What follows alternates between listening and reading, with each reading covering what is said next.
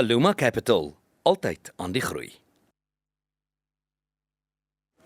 Dit is tyd vir volgende koerantbesprekings en Palesa Matlala sluit volgende by ons aan om te gesels oor 'n rits stories wat plaaslik gebeur. Goeiemôre Palesa. Goeiemôre julle.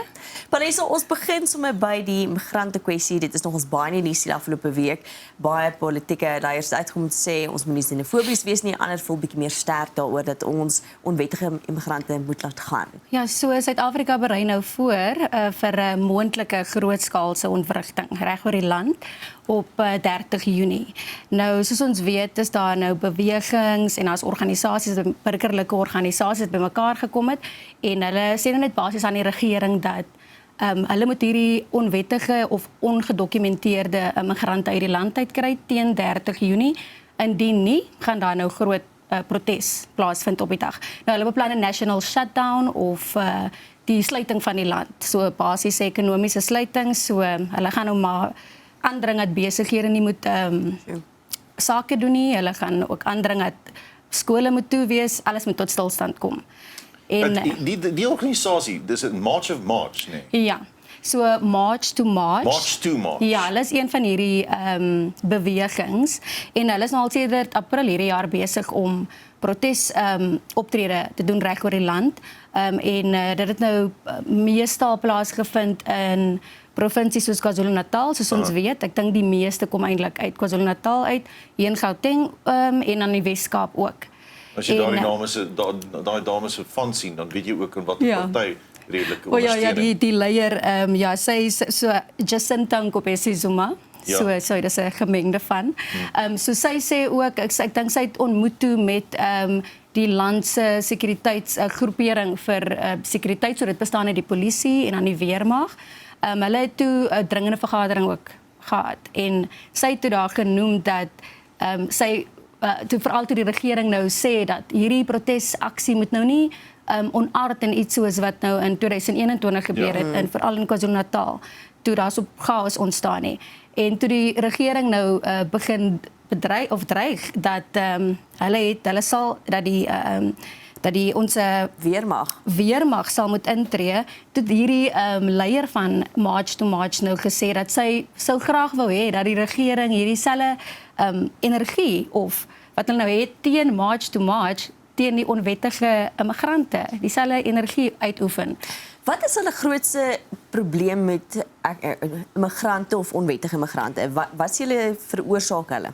Ja, so natuurlik weet ons met die huidige klimaat van hoë werkloosheid, misdaad ook in die land. So dit is van die kernpunte wat hulle noem. Hulle sê dat hulle voel dat hierdie veral die ongedokumenteerde immigrante kom in die land, hulle kom vat ons werk. Dis sommer wat meerderheid betogers of hierdie organisasies glo en dan voel hulle ook baie misdaad ontstaan. En dan as hierdie persoon nou ongedokumenteer is, hoe gaan die polisie uitvind wie dit is of hoe gaan hierdie mense kan toegesluit word vir hulle misdaad of en dan voel hulle ook dat ons grense is nie veilig genoeg nie. So hulle voel die binnelandse sake het nie genoeg beheer oor ons grense nie. En wat nou tans gebeur is ook dat hulle het die regering gevra om op te hou om nou visums goed te keer. Okay. Sê maar dan mens moet 'n onderskeid maak tussen onwettige immigrante en wettige immigrante. 'n Wettige immigrant dra by tot 'n land se sukses en ekonomiese welvaart en sosiale standvastigheid. 'n Onwettige immigrant is iets heeltemal anders. Ek dink dit is baie belangrik dat ons daai onderskeid tref. Tussen die twee. Dit is. So dis hoekom binnelandse sake het ook nou, ek dink hulle probeer om veranderings aan die wetskrif te doen vir visumreëls of regulasies in die land. So hulle het genoem dat natuurlik wil ons graag hê dat hierdie mense, hierdie immigrante moet kan bydra tot ons ekonomiese sukses. So as jy dan nou kan wys dat luister, ek kan in hierdie spesifieke sektore gaan werk of ek is 'n entrepreneur, dis hoe ek die ekonomie kan help, dan dis daar nie 'n probleem nie. Maar want dit is mos nou die goeie, die wettige immigrante. So hulle probeer maar net 'n punte gebaseerde stelsel vorm waar jy moet kan wys dat ek sal kan bydra tot die land se ekonomie. Dit is tog redelik, dink ek. Dis redelik. Ons moet praat Op hierdie kyk, daar's 'n paar vraagtekens in die boerderywêreld op hierdie stadium. Ons praat nie eers van brandstofpryse nie. Maar daar's 'n paar valbyle wat bo boere se nekke hang. En die koringtarief op hierdie stadium is ook 'n groot kwessie. Ja, so Graan SA en Sakota, of die Suid-Afrikaanse Graan en Oliesaad Handelsvereniging, hulle het nou 'n formele aanmaningsskrywe aan ITAC. So dit is ITAC is die internasionale handels administrasiekommissie, aan ITAC en aan twee van ons ministers, so die minister van Finansies Enoch Godongwana en dan ook die minister van Handel, Nywerheid en Mededinging, Park Stel. Hulle het nou hierdie aanmaningsskrywe aan hulle toegedien en gevra dat die regering nou teen Maandag 1 Junie om 4 spesifiek 'n finale statusverslag net aan die bedryf gee oor waar die hersiene koringtariewe tans, waar die proses tans is en indien hulle nou nie 'n statusverslag kan gee op 1 Junie nie, dan gaan Sakota en Graan SA nou hierdie saak na die Hooggeregshof toe vat. Nou dit is belangrik, want onthou hierdie tarief, die koringtarief, is basiese invoerbelasting. Wat ons regering was nou op hierdie die invoerders plaas en dit is basies om ons eie plaaslike koringboere te beskerm. So hulle sê hulle het nie eintlik nou 'n probleem met die formule van onthou hierdie formule wat gebruik word is 'n dollar gebaseerde formule. So die bedryf het glad nie of nie noodwendig 'n probleem met die formule nie. Hulle is net bekommerd oor hoe stadig hierdie tariefproses werk en hoe stadig hierdie formule werk en hoe dit geïmplementeer word. Want onthou, tans is wêreldpryse besig om te daal. En so nou kom hierdie invoerders in en hulle kom verkoop hulle dan koring teen 'n goedkoper prys as wat ons boere nou kan verkoop. En onthou dis reeds daar's reeds groot finansiële druk op boere. As ons weer nou gesê het, ons praat nog eens oor die dieselprys wat ook vir hulle verskrik en die kunsmispryse wat nou na die konflik in die Midde-Ooste. So hulle vra nou net dat hierdie dat die regering of ITAC, want ITAC hulle is mos nou maar verantwoordelik vir die hersiening of vir die verandering van 'n tarief. So hulle vra net dat hierdie tarief nou moet inskop om boere te help. Van hulle gaan mos nou natuurlik verloor. Boere gaan verloor as hulle mededingers het wat nou teen goedkoper pryse verkoop. Absoluut. Palesa, kom ons gesels oor die onderwyslandskap wat verander.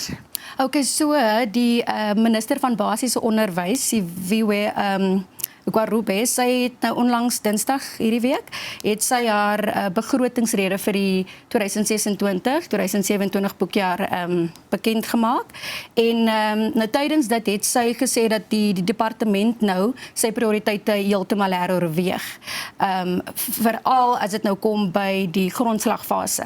So dit is graad R tot graad 3.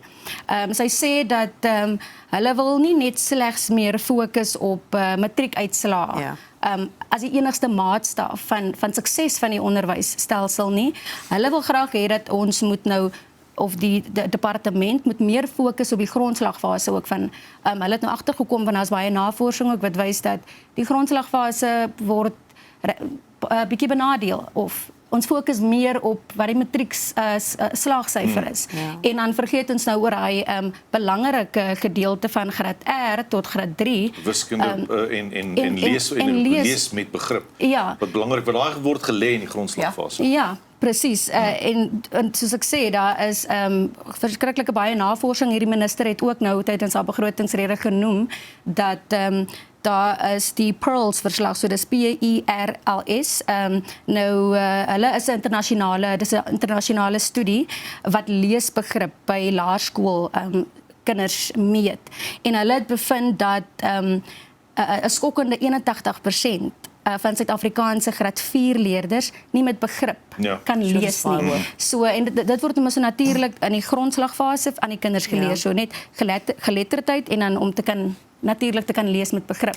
So hulle wil maar net meer fokus op daai fase. Die probleem is baie keer is interessant want baie keer fokus ons net op die matriekuitslae. Kan ons nie verstaan hoekom ons matrieks nie goed doen nie, maar ons mis die hele begin of verloor in die hele proses tot 'n matriek. Dis reg, want ons verloor ook baie, ons verloor baie en ek dink veral as kinders nou oorgaan van laerskool na hoërskool, dan verloor ons nogal. Ja, ons praat nou toevallig oor grondslagfase, maar die minister het ook gesê en hierdie is so half ek wil nie die woord trend gebruik nie, dis 'n neiging so half reg oor die wêreld op hierdie stadium.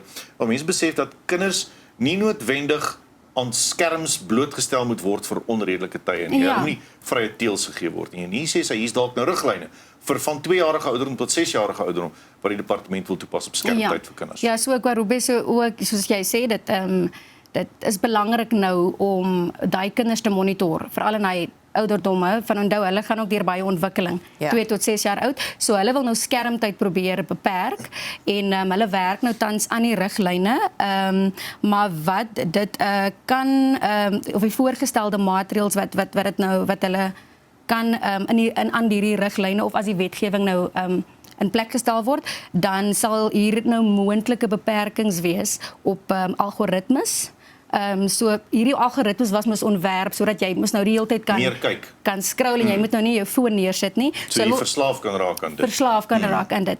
Hulle wil daarop fokus en dan wil hulle ook kyk na ouderdoms verifikasies vir sekere platforms. So hulle wil dis mos nog maar 'n geïntegreerde program op 'n platform waar die kind moet nou of as die ouer moet nou sê nee, hierdie kind is oor 15 of oor 16 om toegang te hê tot hierdie ouderdom. So hulle probeer nou sulke stelsels ook 'n bietjie meer fokus van die regering se kant af.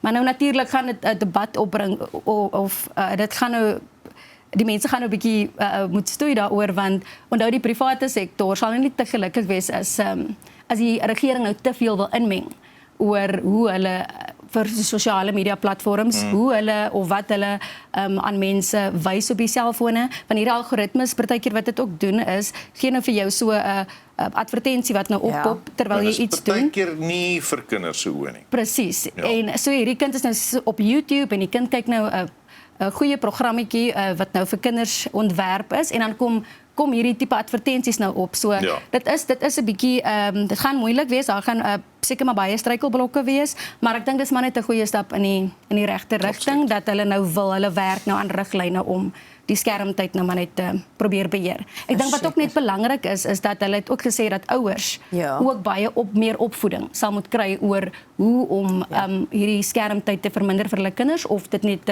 te monitor. Ja, verseker. Palesa, baie dankie vir die saamgesels vanoggend. Ons waardeer jou tyd. Dankie julle. Dit is Palesa Montclair. Ons is nou weer terug met nog groot ontbyt. Aluma Capital, altyd aan die groei.